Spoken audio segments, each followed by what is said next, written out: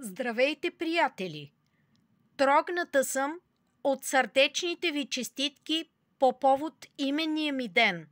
Зарадвахте ме, благодаря ви.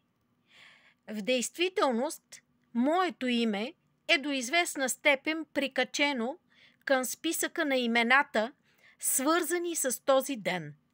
Албена, Боян, Боянка, Бойко, Бойка, Боко, Бойчо и Ларион. То се появи непретенциозно преди около 2 десетилетия в този списък, но успя да се наложи.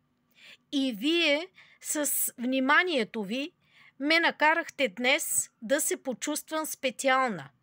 Този ден се оказа специален за мен поради честитките ви, благопожеланията ви и сърдечното ви отношение.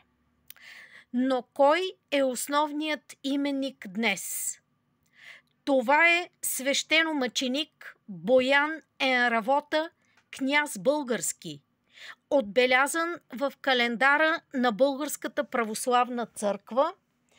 Ето ви една страница от този календар, която представя днешния ден, 28 март, четвъртък, и отбелязва свети мъченик Енравота Боян, княз български.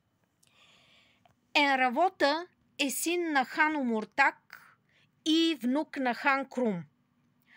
Самото име Боян е с прабългарски произход и означава богат, също така маг и лечител. На 28 март православната църква почита паметта на светия мъченик Боян Енравота.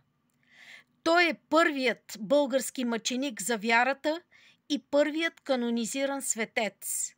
Боян Енравота приел и последвал християнството около 3 десетилетия преди покръстването, извършено от княз Борис I.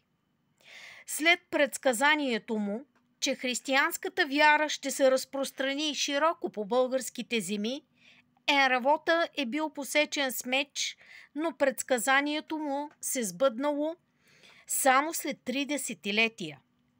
След смъртта си през 833 година бил провъзгласен за мъченик заради силната си вяра.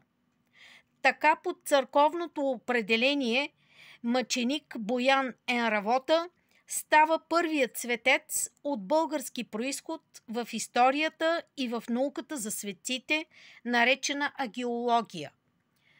Можем да видим как българската иконопис се е опитала през вековете да пресъздаде образа на свети Боян Енравота,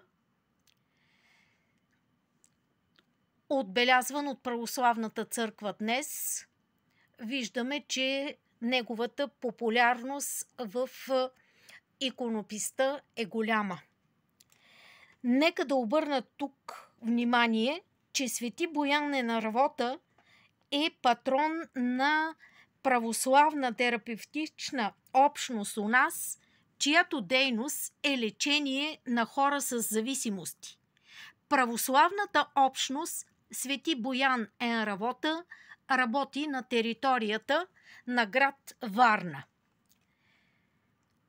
Онези, на които видеото харесва, могат да го споделят с приятели и да се абонират за канала.